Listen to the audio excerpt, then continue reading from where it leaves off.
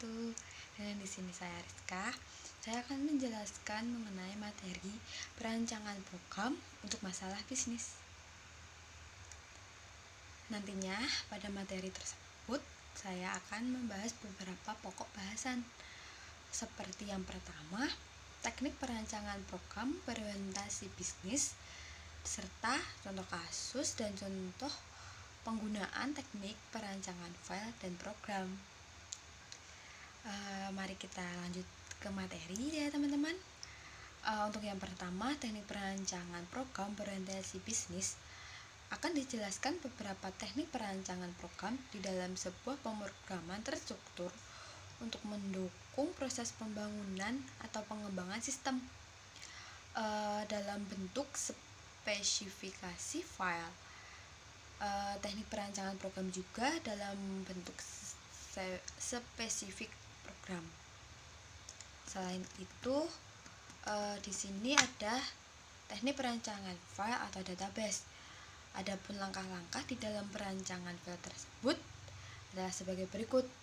Untuk yang pertama, yaitu menentukan banyaknya jumlah kebutuhan file yang nantinya akan digunakan dalam sebuah program. Yang kedua, yaitu menentukan parameter dari file yang akan dibuat. Sekilas analisis program penyajian, yaitu program penyajian adalah sebuah aplikasi yang melakukan proses perhitungan gaji pegawai dengan dasar input absen dan proses yang dilakukannya secara batch atau tunda, atau juga bisa atau juga satu kali dalam sebulan. Contohnya seperti input, yaitu data absen harian. Prosesnya adalah penghitungan gaji dengan parameter untuk yang pertama tunjangan gaji dari status pegawainya, yang kedua gaji pokok dari golongan pegawai, yang ketiga lemburan dari kehadiran pegawai, yang keempat yaitu potongan jika pegawai mempunyai beban pada gaji. Untuk yang output nanti adalah laporan gajian bulanan dan slip gaji pegawai. Parameter file tersebut ada beberapa. Yang pertama yaitu nama file.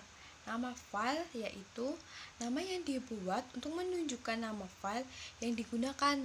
Biasanya ditulis dalam source program. Contohnya file underscore program atau file underscore lembur dan lain sebagainya. Untuk yang kedua yaitu parameter file, akronim file. Nama yang dibuat untuk menunjukkan file disimpan dalam tabel atau database.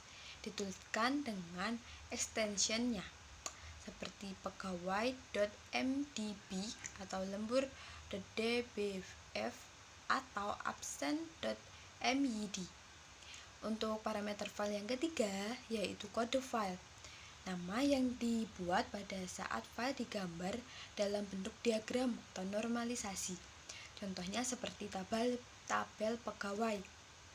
Parameter selanjutnya atau parameter yang keempat yaitu tipe file. Tipe file dari tabel yang digunakan dalam sebuah program. Contohnya file master, file transaksi, atau file laporan. Untuk yang kelima, parameter file yaitu panjang record atau record size, yang artinya jumlah karakter yang digunakan dalam satu record. Contohnya 180 karakter dan lain sebagainya. Untuk yang parameter file yang keenam yaitu organisasi file, adalah organisasi yang digunakan pada saat menyimpan data ke dalam sebuah tabel. Contohnya yaitu indeks sekuensial. Selanjutnya yang keempat yang ketujuh ya teman-teman adalah akses file. Akses file yaitu cara mengakses sebuah data yang disimpan pada sebuah tabel. Contohnya adalah random. Parameter file selanjutnya yang ke-8 yaitu media file.